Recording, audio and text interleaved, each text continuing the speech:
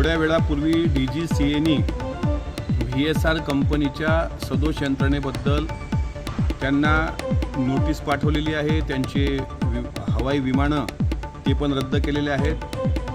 गेल्या अनेक दिवसांपासून आमदार रोहित पवार हे DGCAच्या संदर्भामधल्या ज्या शंका महाराष्ट्र आणि देशाच्या समोर उपस्थित करताना दिसत होते त्यामध्ये तथ्य होतं हे या निमित्तानं दिसून आलं। आमचं म्हणणं असं आहे की DGCAला इतक्या दिवसानंतर जाग का आली। नंबर 1, VSR कंपनीची विमानं DGCAच्या परवानगीशिवाय उडू शकत नाहीत आणि अजितदादांसारख्या नेत्याच्या विमानाच्या बाबतीत जर इतकी असंवेदनशीलता DGCAला होती तर याचा अर्थ स्पष्ट आहे, अजितदादाच्या घातपातामागे DGCAचाच हात आहे असा आमचा सर्वांचा अंदाज आहे।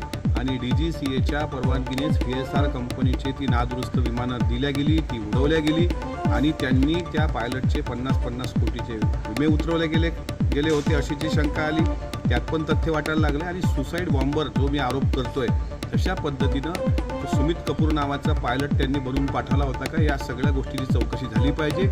DGCA हीच खरी दादांच्या घातपाताचा मास्टर माइंड आहे। DGCAनी त्यांची चूक VSRवर लोटू नये। DGCAचे सर्व अधिकारी सदोष मनुष्यवधाच्या गुन्ह्याखाली त्यांच्यावर कारवाई झाली पाहिजे ही मागणी राष्ट्रवादी काँग्रेस पक्षाच्या एक सदस्य आणि अजितदादांचा एक कार्यकर्ता या नात्याने मी करतो। मात्र DGCAला महाराष्ट्र काय चीज आहे हे दिसल्याशिवाय राहणार नाही। DGCAच्या अक्षम्य चुका आहेत, त्यांनी त्या चुका VSRवर लादल्यात आणि इतक्या उशिरा त्यांनी अहवाल पाठवला त्याबद्दल त्यांचा निषेध करावा तेवढा कमीच आहे।